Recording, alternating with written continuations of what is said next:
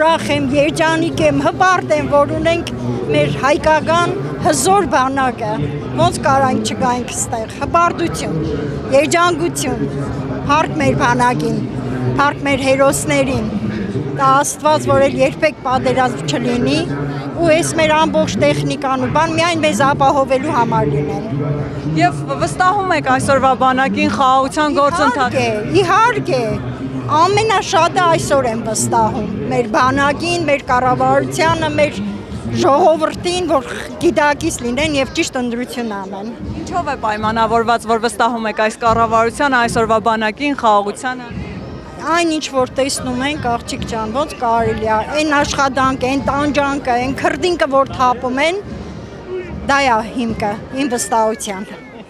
Եվ վերջում ինչ մաղթանք ցանկություն կասեք։ Վայ, ցանկանում եմ, որ մեր երկիրը հզոր լինի, խաղաղ լինի, երբեք պատերազմ չլինի,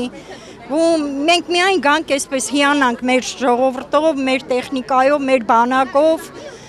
ու էլ չլինի երբեք պատերազմ։ Եվ վերջում այսօրվա զորահանդեսից հետո այլևս ակտուալ են այն խոսակցությունները, երբ երկրորդ նախագահը ասում է իր բանակը ամենահզորն է։ Ես խնդրում եմ այդ երկրորդ նախագահի անունը լսելուց ամբողջ ներվային համակարգերս խառնվում է։ Երկրորդ նախագահան, եթե այդքան ինքը հնարավորություն ու ուժ ուներ, թող ժամանակին աներ, որ մեր զոհեր այսքան մենք զոհեր չունենայինք։ Հիմա փառք Աստծո, մենք ապահովենք։ Բայց Ռոբերտ Քոչարյանը դրանում էլի մեղադրում է այսօրվա կառավարությանը։ Ռոբերտ Քոչարյանը, որ ամոթ ունենա, ընդհանրապես ելույթ չի ունենա։ Ընդհանրապես ատում են իրան բոլորը, ամբողջ ազգը։